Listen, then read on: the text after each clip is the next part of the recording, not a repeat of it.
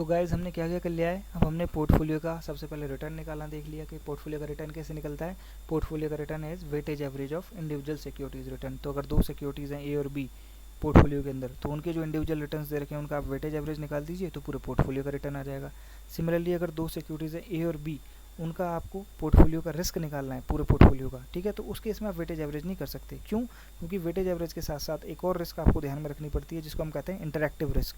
Interactive risk क्या होती है कि आपस में उन दो सिक्योरिटीज़ के बीच में रिलेशन क्या है ये भी आपको देखना पड़ेगा। अच्छा रिलेशन कैसा होता है? Negative relation. ऐसी सिक्योरिटीज़ लीजिए जिनमें आपस में नेगेटिव कोरिलेशन हो, ठीक है। इससे क्या होगा? डाइवर्सिफिकेशन का बेनिफिट मिलेगा। कैसे? कि जब एक सिक्योरिटी में लॉस होगा तो दूसरी सिक्योरिटी में गेन हो रहा होगा, तो वो लॉस आपका कंपनसेट हो जाएगा और ओवरऑल आपका पूरे पोर्टफोलियो का जो रिटर्न है वो पॉजिटिव बना रहेगा, ठीक है। फिर हमने 3 केसेस देखे, आर की अलग अलग वैल्यूज़ हो सकती हैं, ठीक है। तो कौन सी वैल्यूज़ अच्छी होती है? सबसे बेस्ट होती है -1, और जितना नेगेटिव रहे उतना अच्छा है, ठीक है। +1 सबसे बेकार है। +1 होने का मतलब है आपका कोई फ़ायदा ही नहीं हुआ, ठीक है। अब हम क्या करते हैं, ये जो दो सिक्योरिटीज़ का पोर्टफोलियो रिस्क हमने फॉर्मूला देखा, इसको अप्लाई करके देख लेते हैं। एक इलस्ट्रेशन देख लेते हैं, एग्जांपल देख लेते हैं कैसे इसको अप्लाई किया जाता है, ठीक है। तो ये आपका क्वेश्चन है। दो सिक्योरिटीज़ आपको दे रखी हैं, सिक्योरिटी ए और बी, दोनों के रिटर्न आपको दे रखे हैं 15% और 20%।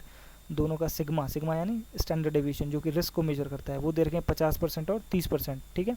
अगला वेट दे रखा है, वेट यानी कितना कितना परसेंट पैसा लगाया है इसने अपनी सेविंग्स में से। इसमें 40% लगाया, इसमें 60%, टोटल 100% हो गया, ठीक है। लास्ट में एक नई चीज़ दे रखी है आर, कि ये जो दो सिक्योरिटीज़ हैं ए और बी, इनके बीच में आपस में रिलेशन कोरिलेशन कोफिशिएंट क्या है? -0.45। तो माइनस है, अच्छी चीज़ है। माइनस का मतलब है कि डाइवर्सिफिकेशन बेनिफिट मिल रहा है इन्हें। नेगेटिव कोरिलेशन अच्छा होता है, ठीक है। पॉजिटिव बेकार होता है, ठीक है। कितना है माइनस में वैल्यू? 0.45, ठीक है। क्योंकि रेंज क्या होती है कोरिलेशन कोफिशिएंट की? -1 से +1 के बीच में होगा हमेशा कोरिलेशन कोफिशिएंट, ठीक है। अब इस फॉर्मूले को हमने सिंपली लगा दिया है। पहले क्या किया हमने? पहले का वेट लिया। वेट का हमेशा मैंने बताया था, वेट हमेशा डेसिमल्स में लेना है आपको। वेट परसेंटेज में दिया है लेकिन इसको आप कन्वर्ट कर ले कैसे? डेसिमल्स में। तो पहले ए का वेट क्या है? 0.4, उसका स्क्वायर। ए का रिस्क क्या है? 50%, तो 50 का स्क्वायर, प्लस बी का वेट है 60% यानी 0.6 का स्क्वायर। बी का जो रिस्क है वो है 30, तो 30 का स्क्वायर, प्लस 2 के बाद आएगा आपका कोरिलेशन कोफिशिएंट। नेगेटिव दिया है तो नेगेटिव लेंगे, पॉजिटिव दिया है तो पॉजिटिव लेंगे। तो नेगेटिव का नेगेटिव हमने एज इट इज उतार दिया है इसको। 2 इंटू -0.45 इंटू यहाँ पर σ1 σ2 आ गए आपके 50 और 30, और लास्ट में आपके क्या आ गए? आप वेट आ गए 0.4 और 0.6, ठीक है। इसको जब सारा कैलकुलेशन आप सॉल्व कर लोगे, जैसे पहले वाले पार्ट को जब आपके सॉल्व करोगे तो 400 निकलेगा, दूसरे पार्ट में 324, और लास्ट वाले पार्ट का वैल्यू -324, ठीक है। तो ये जब कट जाएगा 324 से 324 कट गया, प्लस 324 से -324, 400 बचा। 400 का स्क्वायर रूट जब आप कर लेंगे तो क्या आ जाएगा? 20%, ठीक है। तो पूरे ओवरऑल पोर्टफोलियो का रिस्क क्या है? 20%। इंडिविजुअल सिक्योरिटीज़ के रिस्क कितने थे? देखिए एक बार, सिक्योरिटी ए का रिस्क था 50%, सिक्योरिटी बी का रिस्क था 30%, और पूरे पोर्टफोलियो का रिस्क कितना है? 20%। तो आप देख रहे हैं कि पोर्टफोलियो का जो रिस्क है वो कम है इंडिविजुअल सिक्योरिटीज़ के रिस्क से भी। ये कैसे हो पाया? ये हो पाया diversification. This is the power of diversification. देखिए दोनों सिक्योरिटीज़ में जो लोएस्ट रिस्क है वो सिक्योरिटी बी में है। सिक्योरिटी ए में 50% रिस्क, सिक्योरिटी बी में 30% रिस्क, ठीक है। तो लेकिन डाइवर्सिफिकेशन करने की वजह से देखिए पूरे पोर्टफोलियो का रिस्क जो मिनिमम है दोनों का रिस्क 30%, उससे भी नीचे चला गया है। समझ पा रहे हैं मैं क्या कह रहा हूँ? फिर से कह रहा हूँ, डाइवर्सिफिकेशन का बेनिफिट क्यों हो रहा है ये? क्योंकि आर आपका नेगेटिव है। नेगेटिव कितना? 0.45।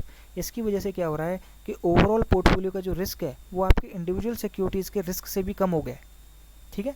जो इंडिविजुअल सिक्योरिटीज़ का रिस्क है 50 और 30, उससे भी कम हो गया है, ठीक है। कितना? 20%। ये क्यों हो पा रहा है? डाइवर्सिफिकेशन के बेनिफिट्स की वजह से, ठीक है।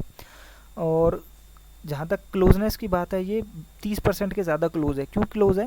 क्योंकि वेट जो है सिक्योरिटी बी का वो ज़्यादा है। इस पूरे पोर्टफोलियो में ज़्यादा पैसा बी में लग रहा है, 60% आपका, ठीक है।